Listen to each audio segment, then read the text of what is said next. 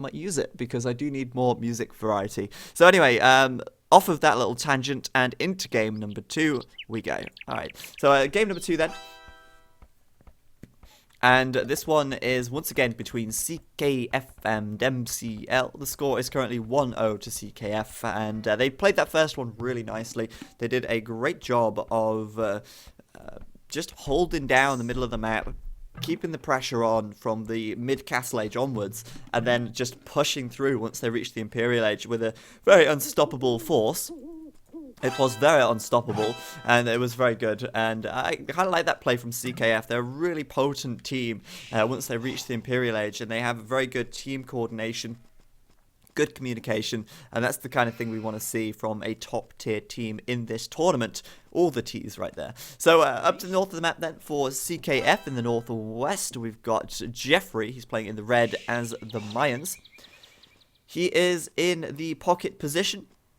And up to the very north of the map, also in the pocket position, we have PBTD playing as the Huns in the yellow. On the flank for CKF, over to the northeast in the blue, we have got IMOK playing as the Vikings. Viking in the flank, note that one. We'll get back to that later. And down to the southwest, or sorry, sort of more over to the west, I guess, on the other side, on the other flank, we've got Super Zoo playing in the grey as the Mongols. And I think Mongols on the flank is very nice on this map for many reasons. Obviously, we'll talk about that in a minute.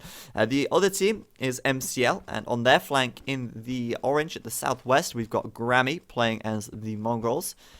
Down to the very south in the teal, we've got Scrath playing as the Vikings in the pocket. Nice. And over to the southeast in the green, we've got Magnata playing as the Huns. And up to the east of the map in the purple, we've got MCL always playing as the Mayans. Capital letters induce some kind of weird pronunciation from me. I don't know. Anyway, yeah, so the map is Ancient Lake. We've seen this one a few times before. There you go, Ancient Lake amidst all of those weird symbols, because this is Chinese, and Chinese do not show up or does not show up on my computer normally. This map, like we've said before, it has got a few quirks. This one doesn't seem too bad for the river. Sorry, not for the river, for the lake.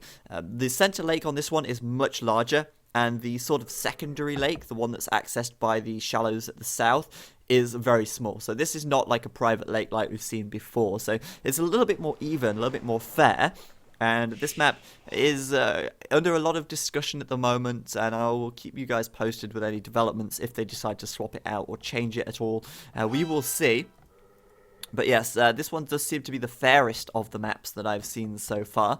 Mirror, mirror on the wall, what's the fairest map of them all? This one seems to be the fairest one that I've seen so far. Anyway, yeah, so the... Whoa, we got a Wallow. What is it gonna be? Toby1248 donated $1.01, and he says, Machinima sound is mostly royalty free. I'll check that out later. Thank you for your notification, Toby. I'll check it out. But please do send that to my Twitch inbox so I don't forget, because I have so many things to remember and so many things to therefore forget, and so many things that I do forget because I am a terribly forgetful person. So yeah, this map is Ancient Lake, like we've been saying, and on the flanks then we've got a Viking player on the flank here. Who's got the Viking on the flank? It's IMOK, right? So fortunately for IMOK, wow, I mean, come on. Wow, I can't believe this. IMOK has the easiest wall I have ever seen on this map so far. Look at this tree line. All he has to do is wall with a few houses and a little bit of palisade, and he's completely walled. So that completely nullifies what I was about to say. I was going to say, we've seen Vikings on the flank a few times, and Viking on the flank is really unfortunate on this map because you end up being forced into a land war more often than not. However, because of this map generation, IMOK can just wall it really easily, and therefore he can go onto water now, which is good. That's what he wants to do. Now, in a lot of situations, the map on the flank is not easily this wallable, and so he has got incredibly lucky with this. So what I was going to say is that being on the flank as the Vikings, you're generally forced to make a land attack, which means that you're not focusing on the water, which, as the Vikings, would make sense for you to do, and should be something that you want to do. You have cheaper galleys, you have cheaper docks, you can get water control very easily if you're really grushing hard. Now, IMOK will be able to grush quite hard in this map, simply because how easy his wall is, how easily his map is to be walled, which is really fortunate. Now for Scrath, the other Viking player on MCL's team, he's in the pocket position. He can get his docks out. He's going to be able to rush that center lake just fine. Now, meanwhile, on the left, we're going to have Mongol War on that left flank. And that will probably be either a Drush or Scouts coming out. Because Mongols, obviously with that hunt bonus, much faster fuel time. If they want to, they could go up on 20 pop. They could go up on 22, 24, whatever. But Grammy here going up on 24. We're probably going to see Scouts from him. If he's taking his deer, that is. We don't know if he's taking his deer. And obviously, he's actually put up a dock here. This is the big difference between these guys. Grammy putting up a dock as the Mongols. In fact, going for a second dock. Risk alert, risk alert. He's actually splitting all of his villages. Oh, God, what is he doing? This could be bad. This could be very bad for Grammy. He's going for a Grush build. You see how he's splitting all of his villages onto wood and 3 to gold here? He is going for galleys, and he's going to go 3 dot galleys at this rate. That is dangerous, because Super Zoo, great, not building a dock yet. He's going up to the feudal age. He's gone up a 19 population. He's going to have the edge going up to feudal. He's going to build a stable, and he's going to have scouts coming into Grammy in a matter of seconds. Grammy doesn't even have a barracks going up, and that means no spearmen to counter this. And I feel like Grammy, huge mistake on this map. You should really learn your map before you go into a game like this. Grammy's scouted out that barracks, though, so perhaps a warning sign. And he is actually now walling up on that left side, starting to build palisades to keep his villagers safe. But this is dangerous for him, and he might put himself in a really risky position. And he's actually now building a barracks, so he's probably going to anticipate then that scout rush is coming in. So I'm kind of glad he scouted it, because it would be throwing the game down the pan if he messed up like that. In fact, he's actually cancelled his second dock as well. Grammy not actually making a second dock here, and that is fortunate. Changing his strategy up at the last second, it seems. Not building a galley, nothing like that. He's going to have to quickly change tacks here, and he's going to have to go into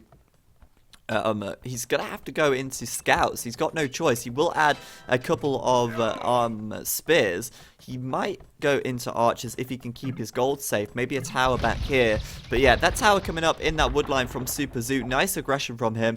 This is what I like to see from the Chinese players. I like to see them mixing it up a bit and making some really nice land aggression.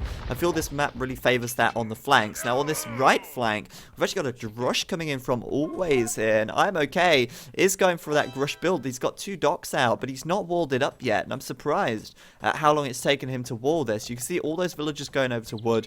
The villagers over to gold now, and he's going to try and wall this up very quickly. Maybe he'll fight with these 4 villagers to take these militia down, but I feel like I'm okay throwing away that kind of easy wall there. He could have prevented this Drush entirely, which would have put Always behind. In fact, I'm okay 26 villagers at the moment compared to 27 from Always, the purple player. So this is looking pretty awkward at the moment for Orange. He's losing these villagers to this tower, and he is now building some scouts as well. Seems like Grey did add some scouts, but he's lost them, and he's instead now stone walling up. Interesting decision. Oh yeah, there's some more scouts from him. And in fact, yeah, there were quite a few scouts over here. We missed that when we checked out the north. In fact, this is a problem for Orange. Orange down to 24 villagers now, losing a few there. And of course, Grey just walling up with stone at the moment, which is interesting because he's gone for that high feudal early aggression, but now he's stone walling up, and he might just build up behind this. Maybe do some archers, but possibly also do a fast castle. Well, sort of fast castle. He's done scouts, so it's not going to be that fast. But yeah, Always on this top side though. Interesting decision to keep adding militia. Not sure about that decision at all. I think that is a huge mistake from the purple player. This is really bad because, I mean, surely he's scouted how easy this is for Jeffrey to wall. Sorry, I'm okay to wall. So I'm not sure what has possessed him to make even more militia. Why is he adding more militia? Why? There's a stone wall behind this. You cannot take a stone wall out with militia alone. It's going to take him half an hour to take down this bloody house. If he does man-at-arms, then that's going to take him less time. He cancelled that militia, thank God. But, wow. What is he doing up here? I mean, this is such an easy wall for I'm okay. He's walled it off with stone now. Those militia are not getting in. And that is costing Always a huge amount of time. extra resources that needn't have been spent at all, but he will try and fast castle behind this. Meanwhile, on the water, we've not even been watching. Magnata coming in with some galleys here. I'm okay doing a bit of a grush. The teal player, sorry, with a few galleys out, but Magnata seems to be the one really grushing hard here. The green player playing as the Huns, good grush civilization. At the south, oh, there are these Viking galleys, Scrath coming out with a few more backup base. Magnata losing a couple of fishing ships there to the raiding of PBTD, and PBTD with some more galleys heading over now. I want to see what Super Zoo is up to, though, on this left flank, because I kind of feel like he went really all out into that aggression and then stonewalled it up, which is kind of strange. Getting in that wood line with his scouts there, causing idle time from Grammy. He is running so far away, losing a lot of wood income there.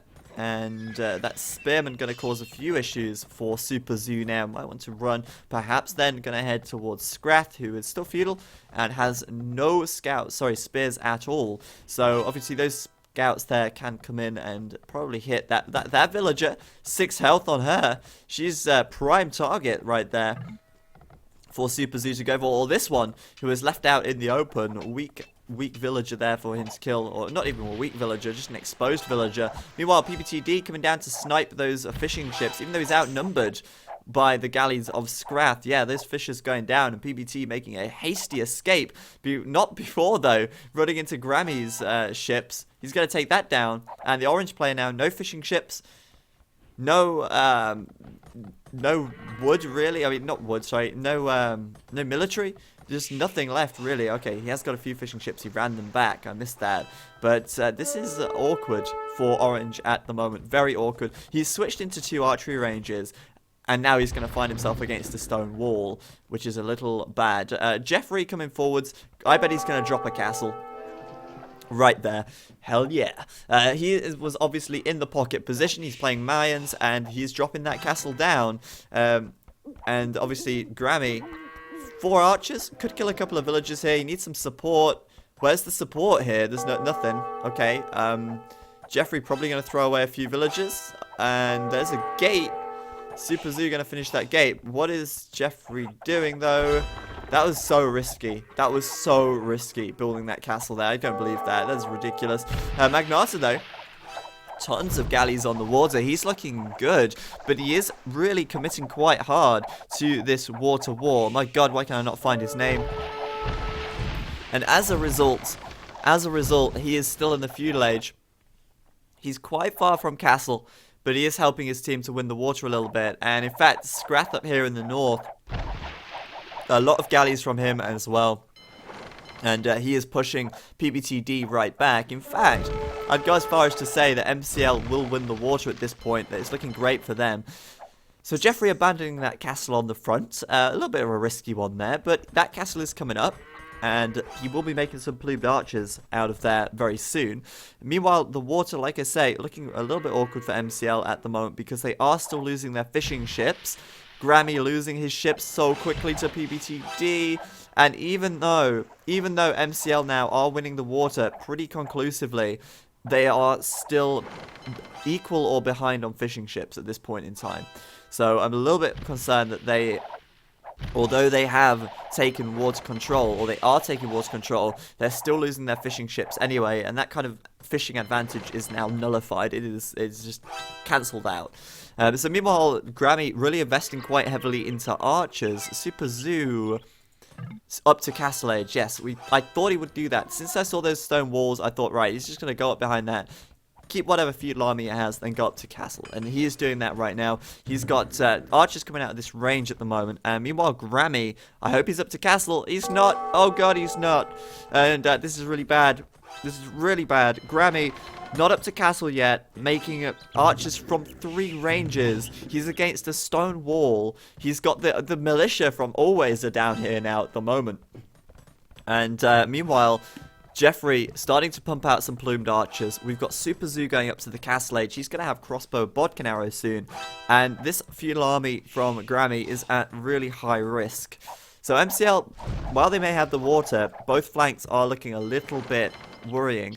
PBTD though and I'm okay are both still feudal. I want to see PBTD, he is going up to castle now. Magnata is also going up to castle, the pocket player who did the feudal grush on the water, in fact still winning the water, which is good.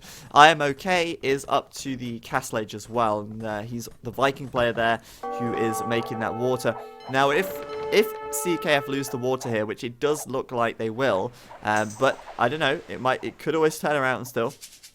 It does look like they will win the water. Sorry, MCL does look like they will win the water. If CKF lose it, then they could just have the Viking player sling, but they will lose quite a lot of fish. Obviously they will lose a little bit of map control because of that. PBTD still going on raids with those galleys, and actually MCL taking the score lead at the moment, but on the right side, on the left side, sorry, I don't know my left and right for some reason, Jeffrey coming forwards with those plumed archers, Super Zoo coming forwards with those archers as well, and he is now castle. PBTD up to the castle age now, and CKF taking that score lead again. That crossbow upgrade coming in for Super Zoo, and Grammy down to 48 population, but 6 military left versus the 10 plus 7 military from the CKF team, and he's outnumbered 2 to 1, 3 to 1 almost.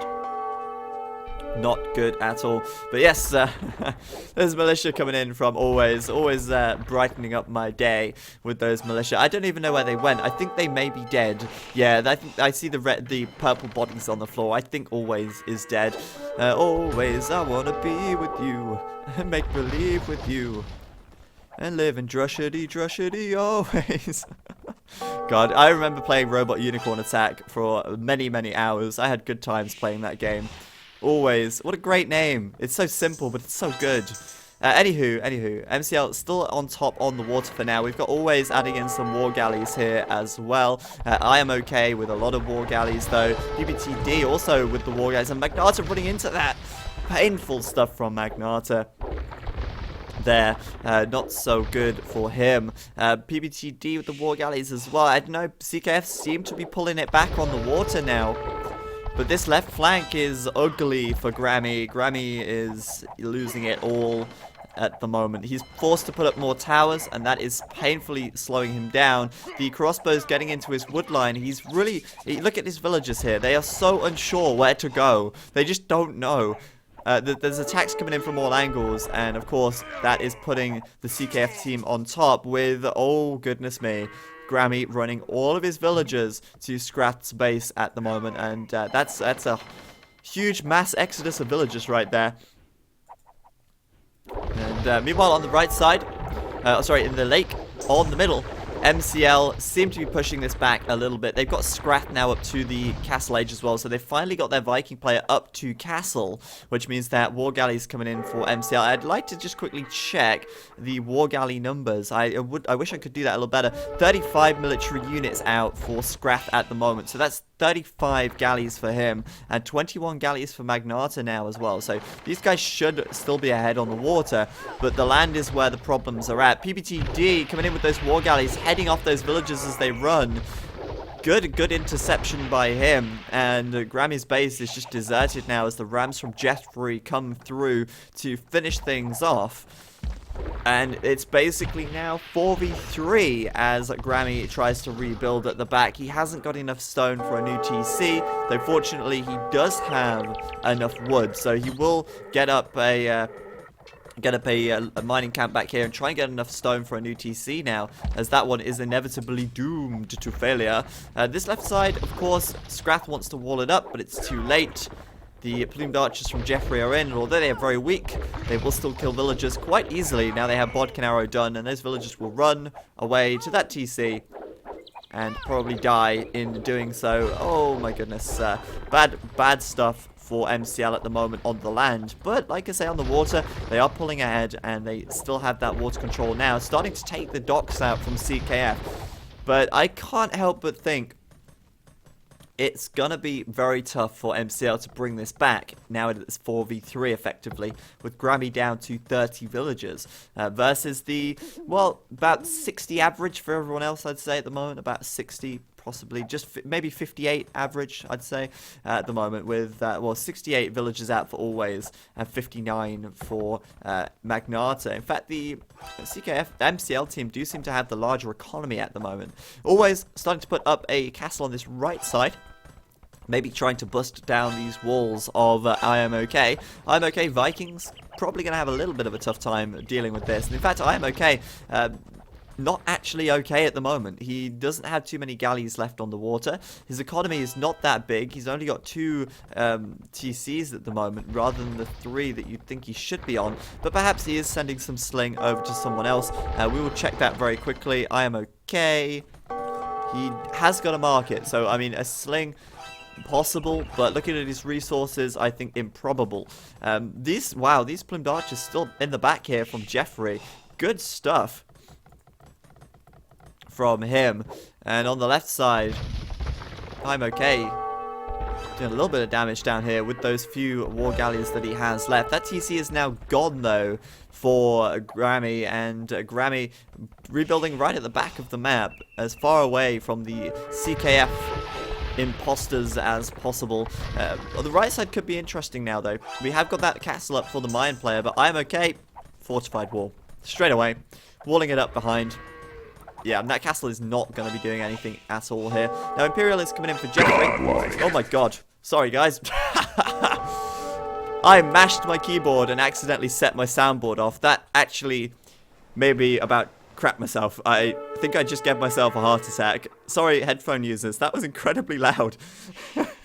I accidentally pressed a button on my soundboard instead of the plus and minus button that I used to cycle through the players. So, Jeffrey, up to the Imperial Age now. He's the first one.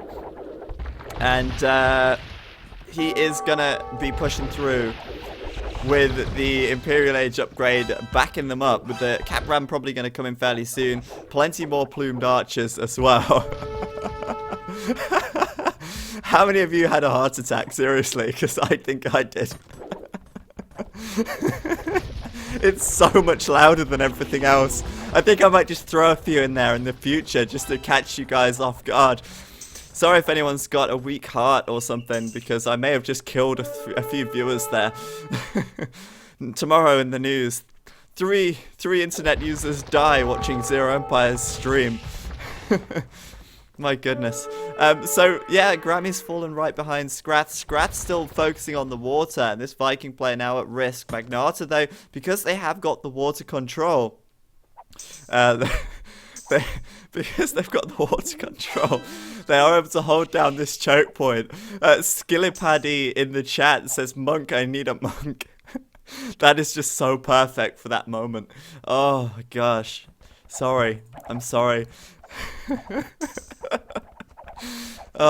On the right side, always still with those castles, though, and the fortified walls here are just holding out for now. It's going to take forever for him to get through that. 3,000 health on those walls. Jeffrey now up to the Imperial Age, and my god, I think I got a bit lightheaded from that. I honestly think I skipped a beat. So, yeah, his Imperial, he's actually starting some barracks production at the moment. Oh, maybe he's not. I had a barracks go up, and I thought maybe he'd be building a few to make some eagles. In fact, he is not. He is actually upgrading. I can only assume he's upgrading his rams. No? What is he doing? He's doing conscription and adding another castle. Not a huge amount from Jeffrey, let's be honest. He's got Imperial, but he's not really following it through with a whole lot. Someone in the chat is asking me to play it again. I'm not going to play it again just yet. I'll wait until you guys have forgotten all about it, and then I will catch you all off guard once more. You know, see how many times I can get you with it. I've got a few more. I've got Holy Shit, I've got Headshot, I've got Humiliation, I've got Ultra Kill, Monster Kill, Godlight, Triple Kill, Killing Spree, Rampage, Double Kill, and Wallow as well. That time it wasn't a donation or anything. That was just my my soundboard there. Anyway, yes, left side, Super Zoo walling it up. What's going on over here? These guys somehow holding on. The MCL team still holding on. And in fact, Grammy building up now to 43 villagers. He's bringing himself slowly but surely back into it. And I think CKF at the moment are struggling a little due to the fact that they don't have water control. I mean, both teams have one Imperial player at the moment. Magnata's just hit Imperial. We've got Jeffrey Imperial as well. But who else is going up? And Always is on the way up. Purple player, that's MCL, getting another one up. PPTD is up to Imperial. Super Zoo's up to Imperial. And I am okay. So that's going to be 4 Imperial players for CKF versus 2 from MCL. Because Scrath is still not up yet. Of course, Grammy's not up. And then they're just going to have Magnata and Always in the Imperial Age. So, although they've got water control, things are about to get tough. Perhaps we could see some cannon galleons coming out. I don't know, but I can't help but feel like Scrath may be over producing galleys at the moment. They do have a lot, and they are going to stop CKF getting back on the water. But I think the best thing for Scrath to do at the moment is probably come down here and hold this choke point to prevent the advancement of Jeffrey and Grammy. Jeffrey and Super Zoo. Problem with doing that, though, the longer they delay, Super Zoo and Jeffrey are going to be able to claim these resources. They're already taking the gold that was in Grammy's base previously. So I think at least hold down this choke point for now. Perhaps they could hold down another choke point in the north, but there's not really much value in doing that unless these guys start trading. And they are doing a little bit of damage. Jeffrey here trying to get up a castle, and Scrap just attacking it. Not the villagers, though, unfortunately. So that castle will go up. MCL will be forced away from there. Yeah, really, the pace of this game slowing right down since MCL got that water control. But there's a capped ram upgrade from Jeffrey there. And I think they are, CKF are just waiting, biding their time, because they know they're going to get more players Imperial, and then they're just going to push through. Magnata up to the Imperial Age. He did do that galleon upgrade. Don't know if that's really worth it or not. He's only got like 33 military units, and he's actually starting on Cavalier production at the moment. I still think that Cannon Galleon would be a good addition, but I don't think we'll see it for a while. If Scrath can get up to the Imperial Age now, he's actually clicking up. That could be very valuable for MCL. Cannon Galleons would take down these castles. Granted, they'd need the Elite Cannon Galleon upgrade, but it would be really good for them. Now, on this right side, I'm okay on the defensive a little bit here. He is up to the Imperial Age, but so is Always. And we've got Magnata massing Cavalier behind this. So MCL potentially could push through in this north side. And of course, I am okay. Gonna lose a little bit of control due to the fact there's so many galleys on the water. So if they can take these castles down and push through, MCL might be able to do some really nice damage against the Viking on the flank. Left side, like I say, held down by the galleons at the moment. And meanwhile in the north, we've got Jeffrey with some castles up here to support, and he's sending most of his plumed archers over to this right side to support the Viking player. It is never good to have the Viking on the flank, I think. It's unfortunate that they have the Vikings on the flank, but what are you going to do? CKF still have 4 players into the Imperial Age now versus the 2 from MCL. They have got a Scrath going up, though, and that could make quite a big difference from the water perspective. But I'm not really seeing too much action at the moment, aside from in the north where that castle's about to fall from IMOK. Get those Cavaliers going, and that's good.